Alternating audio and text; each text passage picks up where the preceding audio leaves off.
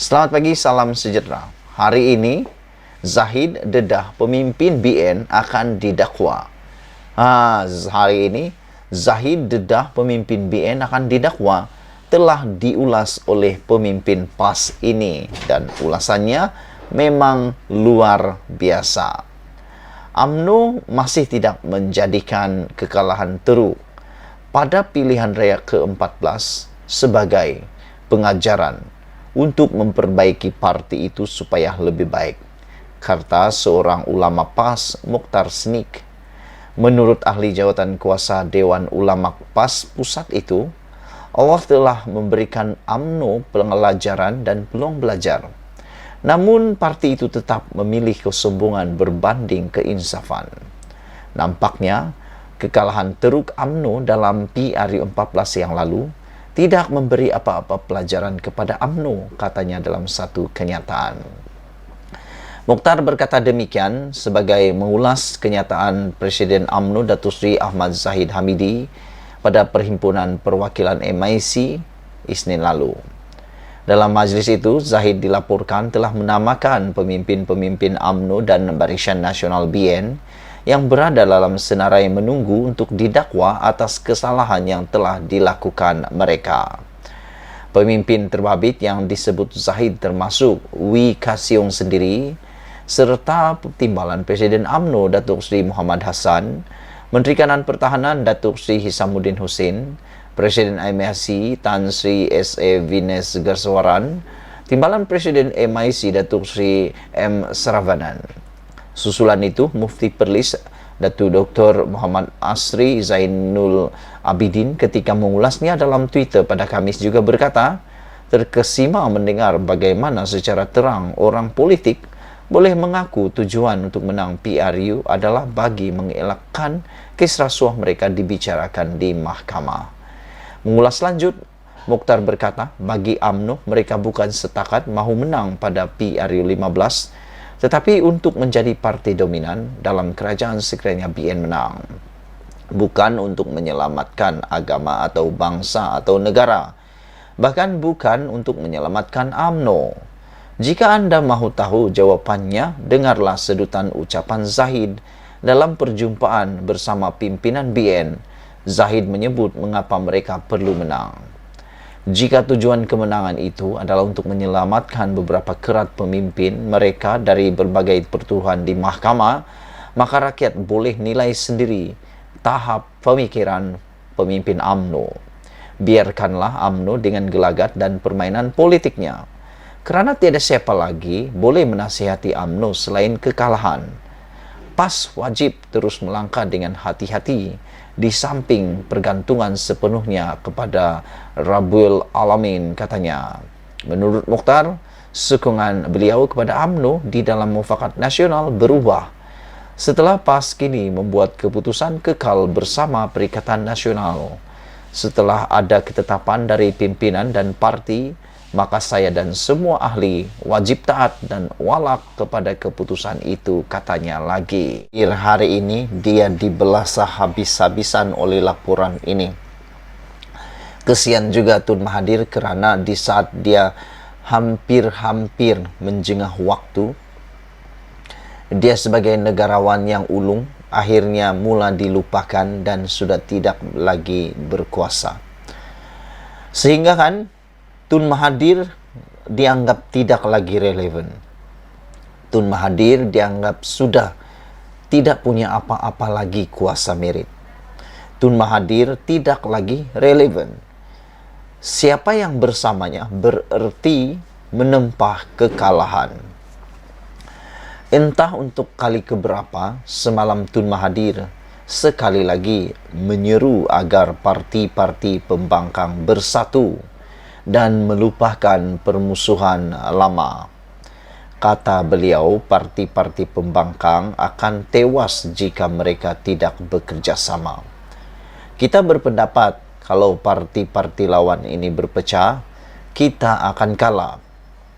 Jadi, kita kena fikir sama ada kita lupakan permusuhan antara kita seperti dalam PRU 14 untuk kalahkan orang yang lebih buruk dakwaan. Demikian hujah Mahathir. Dalam soal kerjasama, jika diperhatikan, hanya Tun Mahathir bagi pihak GTA dan pejuang saja yang bersungguh-sungguh serta berkali-kali membuat saranan sedemikian. Bagi pihak PH, mereka sudah membuat kenyataan tidak akan bekerja sama baik dengan GTA ataupun PN. Mahyadin Mat Yassin selaku pengerusi BN menyambut penegasan PH itu dengan membalas mereka juga tidak akan bekerja sama dengan PH. Sebelum itu, Perikatan Nasional juga telah memutuskan UMNO dan Barisan Nasional sebagai musuh mereka dalam PRU15 akan datang. Bagi PAS, salah satu anggota PN, walau ada usaha menghidupkan semula MN, parti itu akhirnya memuktamadkan untuk kekal bersama PN dan menolak untuk bekerja sama dengan UMNO. Malah, jika sebelum ini Hadi Awang melabel UMNO sebagai itik patah kaki, kali ini beliau menggelar parti pimpinan Zahid itu seumpama durian mentah. Sebelum itu, Hadi juga menegaskan tidak akan bekerja sama dengan PH. Sementara UMNO dan BN, gabungan itu sudah sekian lama memutuskan untuk bergerak solo dan tidak mahu bekerja sama dengan sesiapa. Maknanya, pihak yang sentiasa terbuka dan teringin sangat bekerja sama dengan pihak lain hanyalah Tun Mahathir dan GTA saja. Sebab apa? Sebabnya, bukanlah kerana mereka begitu bimbang UMNO dan BN tidak dapat dikalahkan. Tetapi kebimbangan yang lebih besar ialah tiada kerusi yang GTA mampu menangi. Pelbagai penganalisis dan pemerhati politik telah meramalkan GTA bukan saja tidak mampu memberi cabaran dalam PRU15 akan datang ini, malah diramalkan Tun Mahathir sendiri bakal kecundang di kerusi Langkawi, melainkan jika ada kesepakatan dan bekerjasama dengan pemimpin pembangkang lain. Makna kata, kerjasama yang diinginkan oleh Tun Mahathir dan GTA lebih bertujuan untuk mereka menumbangkan kekuatan orang lain agar kemenangan menjadi lebih mudah.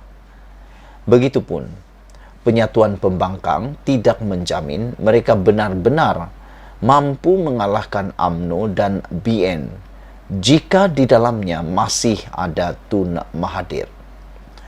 Beliau kini adalah sokok politik paling dibenci dan penuh toksik berikutan sejarah mungkir janji, khianat, dan gila kuasa tanpa had yang ada dalam dirinya. Meskipun di kemuncak krisis peralihan kuasa dahulu, Anwar Ibrahim sudah sedia beralah dan memberi laluan kepadanya untuk terus menjadi Perdana Menteri selagi dia mahu.